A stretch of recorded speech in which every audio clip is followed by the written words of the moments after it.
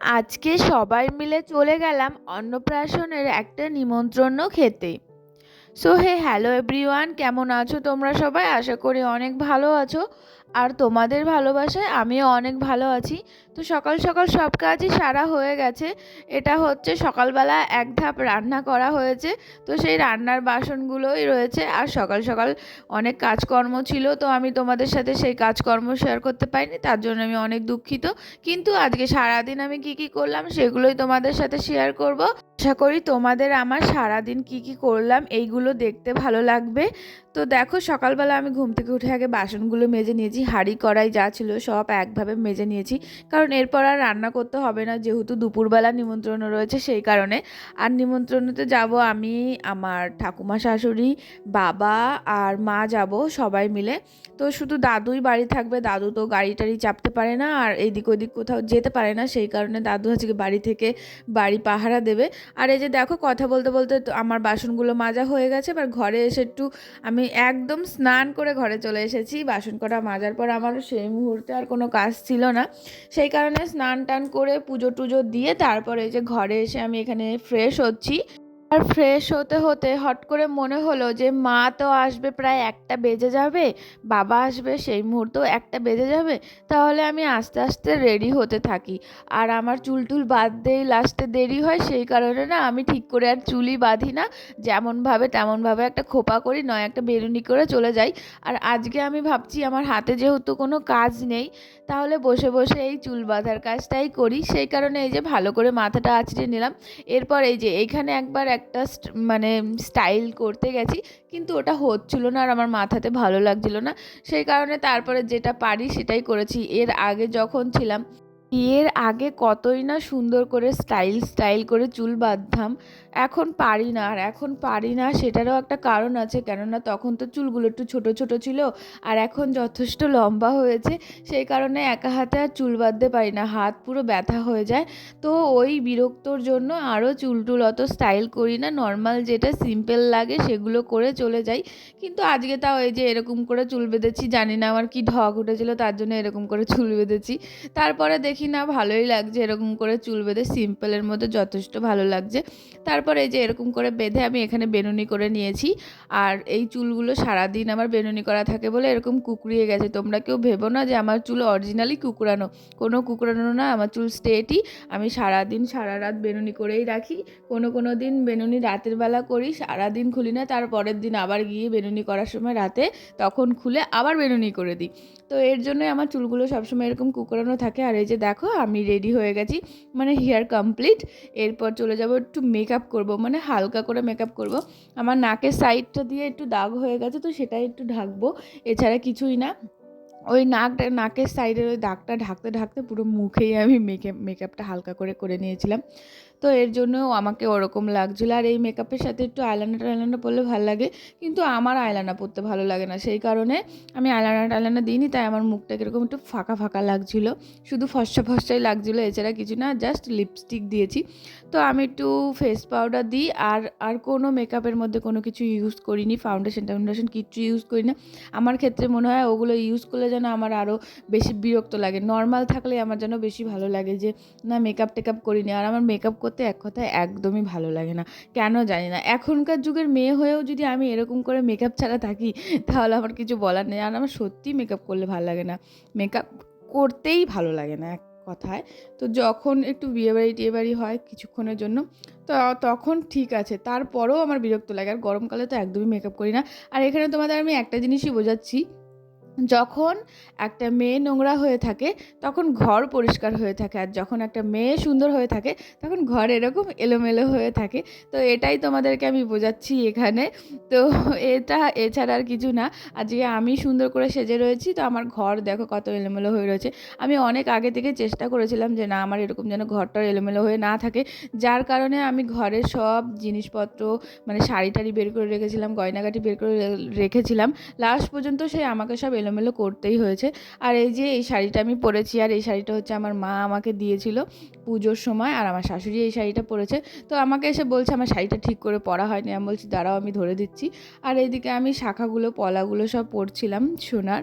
তো সেই কারণে দেরি হয়ে যাচ্ছিল।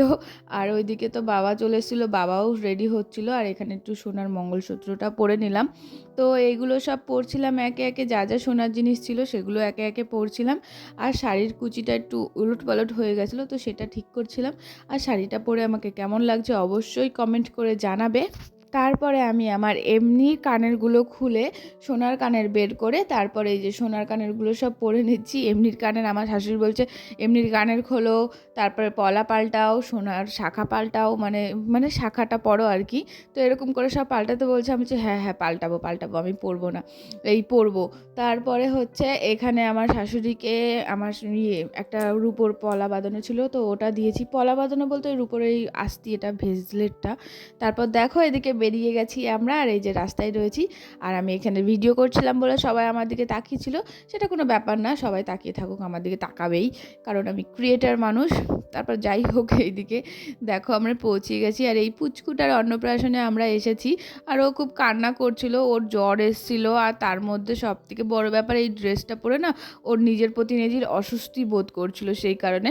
আর এইদিকে পুচকুকে খাওয়াবে সেই কারণে ডেকোরেশন করছিল। আর এখানে খুব জাগার শর্ট ছিল, তো সেই কারণে সবার একটু অসুবিধা হচ্ছিল, ঠিক করে ছবি ফটো টটো ভিডিও টিডিও করতে পারিনি। তাও আমি তোমাদের সাথে কিছুটা শেয়ার করছি। আর এরা খুব সুন্দর করে ডেকোরেট করছে, এরা মনে হয় পুচকুটার দিদি হয়। আর এই যে পুচকুর ডেকোরেশন, আর ওর নাম হচ্ছে অয়ন। তো খুব সুন্দর করে ওর এই জায়গাটা সাজিয়েছে, খাইয়েছে শুধু পায়েস, কারণ ওগুলো সব ঝাল জিনিস এত ছোট বাচ্চা খেতে পারবে না সেই কারণে। আর একটা বাচ্চাকে যখন এরকম মালা টোপর পরিয়ে দেওয়া হয় পুরোই বড় লাগে। আর ওকে আজকে খুব ভালো লাগছে দেখতে, কারণ নজর যেন না লাগে ওর ওপর। খুব সুস্থভাবে ভালোভাবে যেন মানুষ হয়, বড় হয়, মা বাবার নাম উজ্জ্বল করে। আর ওই পাশে যেটা বসে রয়েছে ওটাই হচ্ছে ওর মা, আর এইগুলো হচ্ছে ওর মামা। তো ওরাই খাইয়ে দিচ্ছে। আর ওর না আগেই সব নিয়মকানুন হয়ে গেছিলো 3 দিন আগে, আজকে সবাইকে খাওয়াচ্ছে। এর জন্য আজকে বেশি কিছু করেনি, জাস্ট ভালো মন্দ রান্না করে ওকে একটু খাইয়ে দিয়েছে।